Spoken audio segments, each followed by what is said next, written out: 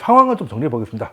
상황을 좀 정리를 해보면, 보통 이제 은행 위기라고 하면, 은행 위기라고 하면 이제 우리가 제일 먼저 생각나는 게 그 은행의 위기가 진짜 위기잖아요. 우리가 이제 시스템적 위기냐, 그게 아니고 그냥 이벤트냐 할 때 가장 첫 번째로 보는 게 뭐예요? 은행이 위험하느냐는 거죠. 왜? 자본주의라는 게 이제 돈이 돌고 돌아야 되는 거지 않습니까? 사람으로 치면 이제 그 자본주의가 이제 돈이 혈액이면 이걸 이제 돌게 만들어주는 펌프가 이제 심장이 은행이기 때문에 은행이 잘못되면 이거는 이제 굉장히 큰 문제가 된다. 우리 뭐 암도 그렇잖아요. 암도 뭐 어디 한 곳에 있는 게 아니라 전이 되는 게 무서운 것이고 그 전이 된 게 뭐 혈관이라든가 림프관이라든가 그 바로 옆이 아니라 온 몸으로 퍼질 수 있는 길로 들어가면 이제 굉장히 뭐 그 암이 진행이 많이 됐다고 보잖아요. 자, 그러니까 일단 은행 위기라고 하면 살벌합니다. 살벌해요. 그리고 시스템 위기하고 경기 침체가 오면 이제 주가는 고점 대비 거의 뭐 반토막 이상도 나고 우리 서브프라임 때 60%도 빠지고 했죠. 그리고 코로나 때도 뭐 은행이 위험한 건 아니었지만 이제 은행도 위험할 것 같고 다 멈출 것 같으니까 뭐 엄청 극단적으로 하락도 하고 뭐 했기 때문에 뭐 뱅크런이니 아니면 뭐 은행 위기라니 이런 얘기가 들으면 살벌합니다. 그죠?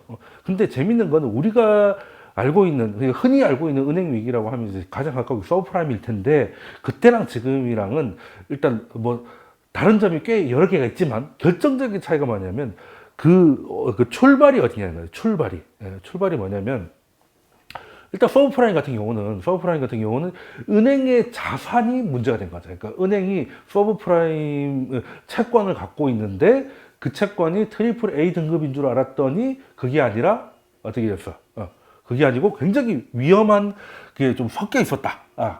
그래서 이제 은행의 자산이 위험해진 거잖아. 그러니까 은행이 얼마나 크고 작고가 문제가 아니에요. 그냥 그 자산들이 뭐 100억 달러든 20억 달러든 근데 그 자산이 위험해진 거잖아. 그러니까 은행을 믿을 수가 없고 그러면 그 은행에서 돈을 빼야 되는 그게 뱅크를 벌어지는데, 이번에는 은행 자산이 문제기보다는 뭐라고 해야 되나, 이제 그냥 은행을 믿을 수가 없어서 뭐 이러저러한 이유로 그 사람들이 그 돈을 인출하면서 사실 뱅크런은 같은데 뱅크런을 그 촉발시킨 원인이 다르다는 거죠. 그 원인이 이번 같은 경우는 그 만약에 이게 뭐 미국채라든가 뭐 그럴 일 없겠지만 미국채라든지 서브프라임 같은 게 됐으면 지금 그 망한 은행이 뭐 실리콘밸리만 있겠느냐? 아니죠. 싹 다 망하죠. 거기만 그 채권 갖고 있는 게 아닐 테니까. 근데 이번에는 뭐 자산의 부실도 있긴 하지만 그 자산의 부실을 갖고 온 게 그 실리콘밸리 은행의 포트폴리오 운용 실패라는 거예요. 제가 영상에서 올려드렸잖아요. 그러니까 국채를 갖고 있을 때 금리 변화에 대해서 국채 가격이 움직이니까 거기에 대해서 해지를 하는데 해지를 전혀 하지 않았더라. 물론 은행이라고 100% 해지하는 건 아니에요. 근데 해지를 안 하는 것조차도 해지의 일부분입니다. 이제 이쪽에서 이제 반대 방향으로 이 정도 되면 이게 해지 안 한 걸로 하면 어떻게든 섞이는 이런 걸 짤 수가 있는 거거든요. 근데 여기는 그런 개념이 아니라 그냥 해지 자체를 안 했다니까.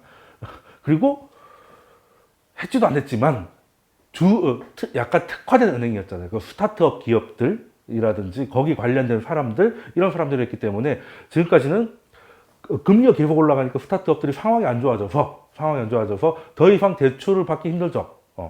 기업들이 잘 될 것 같으면 이제 투자를 받아가지고 그걸 근거로 대출을 받을 건데 그런 상황이 아니니까 예대 마진도 줄어 있는 마당에 예금까지 줄고 있다가 보니까 그걸 처음에는 채권으로 채권 팔아서 메우다가 근데 그 채권이 해지가 안 돼 있어가지고 제로금리 때 샀던 걸 지금 파니까 손실이 크더라. 그래서 뭐 220억 달러치를 팔았는데 그 중에 뭐 한 18억 달러 정도가 손실이었다. 뭐 이런 얘기가 나오니까 이제 쉽게 말해서 이 은행이 운용을 잘못한 거예요. 그러니까 은행 자체가 위기가 아니라 이 은행이 위기인 거지. 이 은행이 잘못한 거야.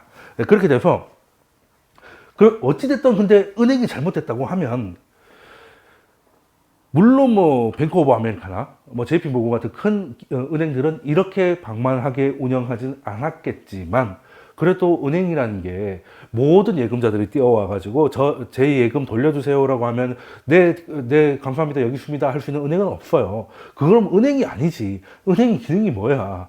돈을 받아 돈을 굴리는 거니까 그 돈들은 어디 딴 데 가 있다는 거잖아요. 그러니까 뱅크런은 그냥 뱅크런 앞에서 그 안전한 은행은 단 하나도 없습니다. 단 하나도 없어요. 그래서 만든 게 중앙은행이잖아.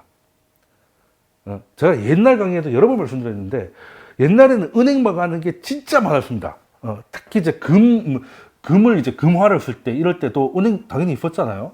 그러면 그때는 돈이 금이기 때문에 돈이 겁나게 무겁잖아. 그러니까 유럽 어디에서 뭐 오스트리아에서 베를린까지 가야 된다. 금을 옮겨야 된다.